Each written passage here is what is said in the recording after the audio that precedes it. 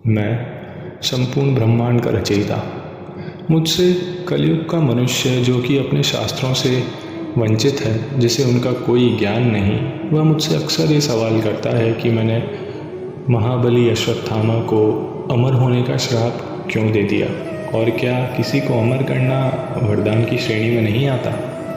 तो मैं आज आप सबको इसका उत्तर देना चाहता हूँ। जब महाभारत के युद्ध के अंत में अश्वत्थामा ने पांडवों के पुत्रों को छल से मार दिया, तो पांडव बदला लेने के लिए अश्वत्थामा का वध करने के लिए निकल गए। ऐसे में अश्वत्थामा अपने प्राण बचाने के लिए महर्षि देवव्यास के आश्रम चले गए। उन्हें वहाँ जाता देख सभी पांडव भी महर्षि देवव्यास के आश्रम पहुँचे। पांडवों को वहाँ देखकर अश्वत्थामा ने अर्जुन की ओर अपना ब्रह्मास्त्र छोड़ दिया, और उनके ब्रह्मास्त्र से बचने के लिए अर्जुन ने भी अपने ब्रह्मास्त्र का उपयोग करते हुए उनके ब्रह्मास्त्र की ओर छोड़ दिया। वो दोनों ब्रह्मास्त्र एक दूसरे से टकराने ही वाले थे। तभी महर्षि देवव्यास ने अपनी शक्तियों का उपयोग करते हुए उन दोनों ब्रह्मास्त्र को आपस में टकराने से रोक दिया, क्योंकि अगर वो ब्रह्मास्त्र टकरा जाते तो इस संपूर्ण दुनिया का अंत उसी दिन हो जाता।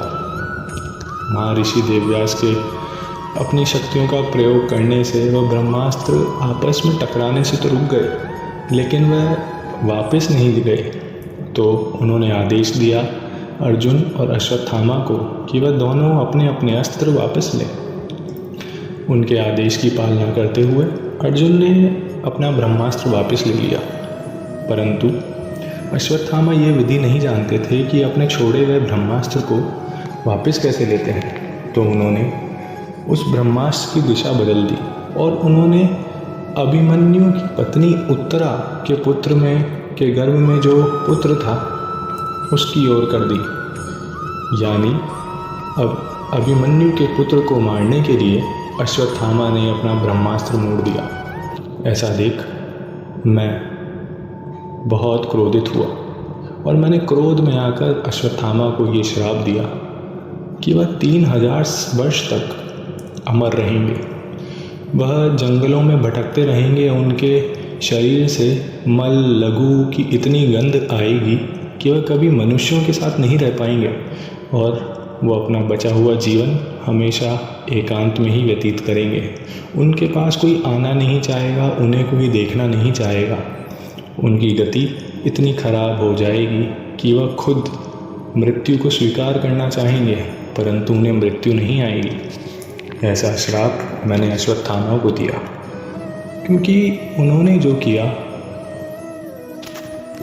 एक बेगुनाह शिशु जो कि अभी तक जन्मा भी नहीं है, उसकी मृत्यु का कारण उन्होंने न जाने कैसे तय कर दिया।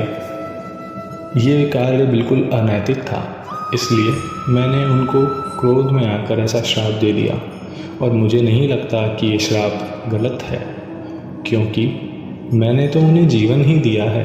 उन्होंने किसी को मृत्यु दे दी, जो कि उनके हाथ में नहीं है सुनिश्चित करना। ये सब सुनिश्चित करने के लिए मैं हूँ। तो आप ही बताइए, क्या मैंने गलत किया? बिल्कुल नहीं, क्योंकि मैं ही अंत हूँ, मैं ही अंत से अनंत हूँ। अब इस कलयुग के मनुष्य को पता लग जाएगा, आखिर उन्हें इस बात का ज्ञान हो जाएगा कि क्यों आखिर श्री कृष्ण ने महाबली योद्धा अश्वत्थामा को ऐसा श्राप दिया, जो कि सुनने में तो वरदान लगता है, परंतु है अभिशाप। ऐसा अभिशाप जिससे आदमी को मृत्यु अच्छी लगेगी, परंतु उसे मृत्यु नहीं मिलेगी, वह भटकता ही रहेगा। बोलो राधे राधे।